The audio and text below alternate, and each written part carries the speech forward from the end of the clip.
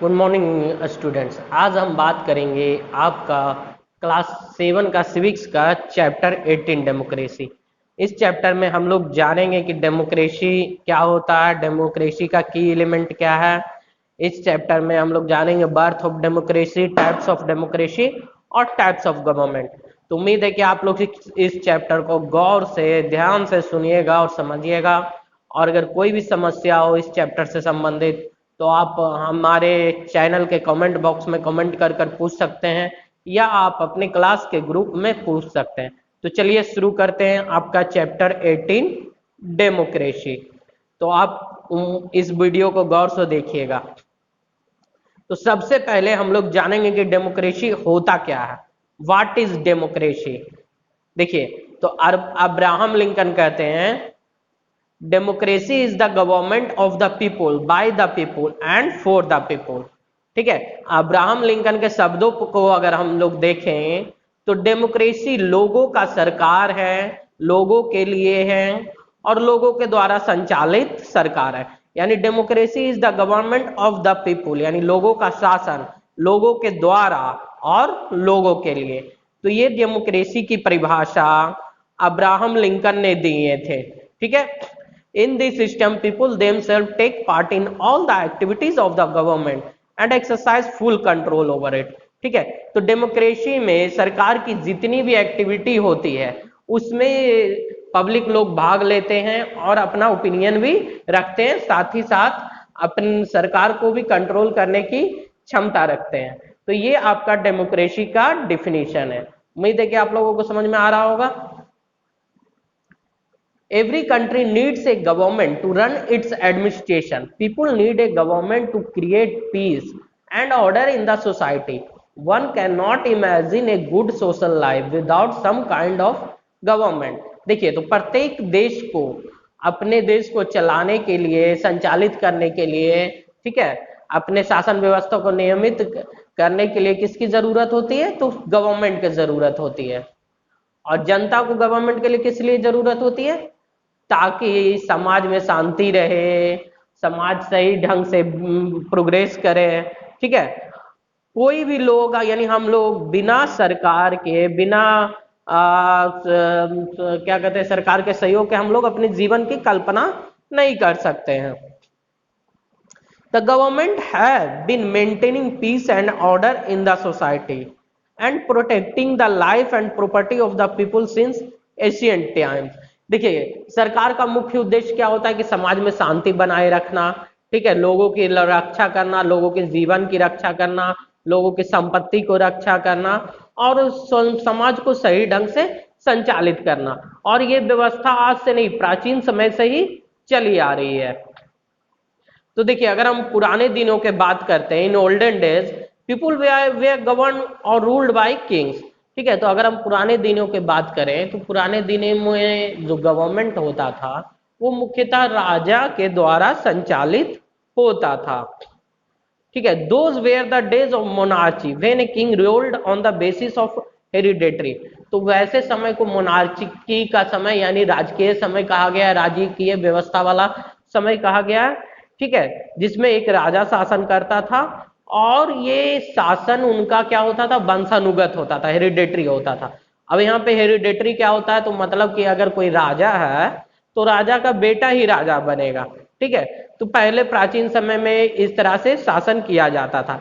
पहले भी गवर्नमेंट होता था, लेकिन पहले राजकीय व्यवस्था होता था। लेकिन आज कैसा व्यवस्था है? लोकतांत्रिक व्यवस्था है। देखिए, पहले क्या होता था कि राजा अगर कोई फैसला ले लेता था ना, तो राजा के फैसले पर कोई क्वेश्चन नहीं उठा सकता था। राजा अगर गलत फैसला भी ले रहा है तो आम पब्लिक को यानी उस राज्य के राजा, उस राज्य के नागरिकों को यह अधिकार नहीं था कि वो राजा से कुछ पूछ सके। लेकिन जैसे जैसे लोकतंत्र का विकास हुआ, लोगों में लोकतंत्र के प्रति जागरूकता आई, तो उन्होंने सरकार से, गवर्नमेंट से प्रश्न करना शुरू कर दिया। ठीक है, अगर हम इंडिया के बारे में बात करते हैं तो अगर हमारा इंडिया का जो कॉन्स्टिट्यूशन है यानी संविधान है, वो हम लोगों को कैसा गवर्नमेंट देता है? तो डेमोक्रेटिक फॉर्म ऑफ गवर्नमेंट देता है। ठीक है, तो देखिए, by democracy we mean that a system of government which is chosen by the people through election. देखिए ये पॉइंट आपका एक बहुत इंपॉर्टेंट पॉइंट है, ठीक है। तो देखिए डेमोक्रेसी बता रहा है कि ये एक ऐसा सिस्टम है, ठीक है, जिसमें लोग अपने सरकार को चूज करते हैं, यानी चुनते हैं। कैसे चुनते हैं? तो वोट के द्वारा, यानी जब हम लोग वोट देते हैं तो हम लोग अपने सरकार को चुनते हैं।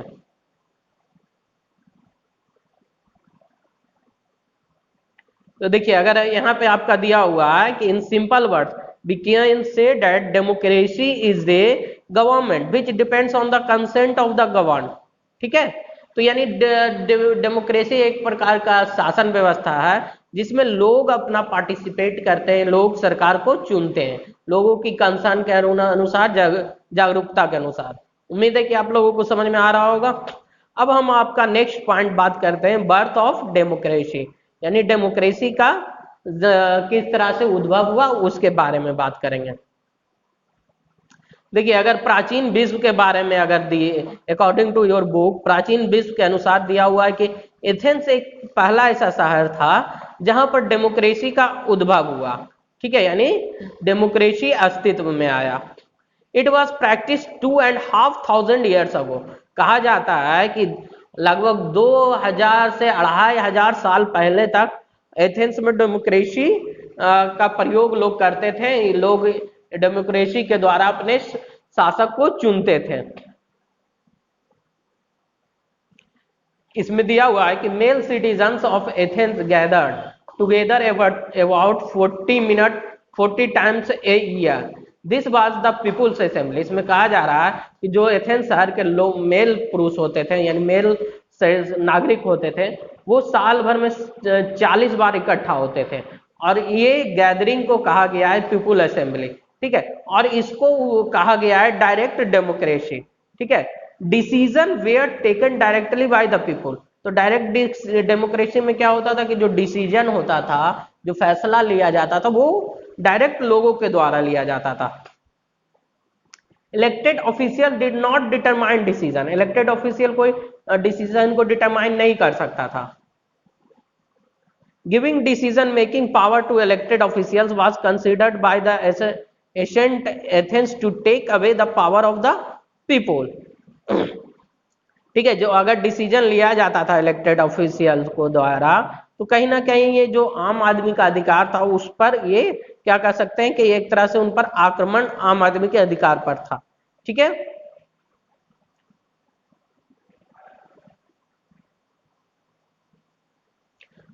देखिए उस समय एथेंस में आपका जो वोमेन होते थे, महिलाएं होती थी, या विदेशी लोग होते थे, या दास होते थे, उन लोगों को वोट देने का अधिकार नहीं था। तो देखिए और कहीं ना कहीं ये जो सिस्टम था वो उतना कह सकते हैं कि लोगों के लाभदायक साबित नहीं हुआ, क्योंकि जितना वहां की जनसंख्या थी उसका कुछ भाग ही डेमोक्रेसी में भाग लेते थे। जैसे कि अगर यहाँ पे आपको दिया हुआ है, लगभग पूरी जनसंख्या का लगभग 3 लाख लोग इसमें पार्टिसिपेट करते थे। यहाँ पे आपका दिया हुआ है कि जो मॉडर्न डेमोक्रेसी है, तो मॉडर्न डेमोक्रेसी का जो लिंक है वो यूरोप से जुड़ा हुआ है, ठीक है।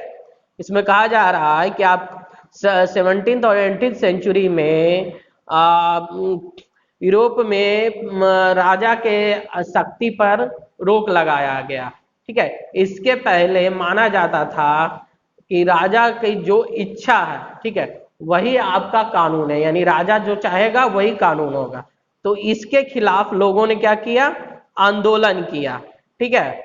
और उस दौरान आपका किंग जेम्स द्वितीय जो इंग्लैंड का राजा था 1688 में था, ठीक है, उसने एक बिल पास किया।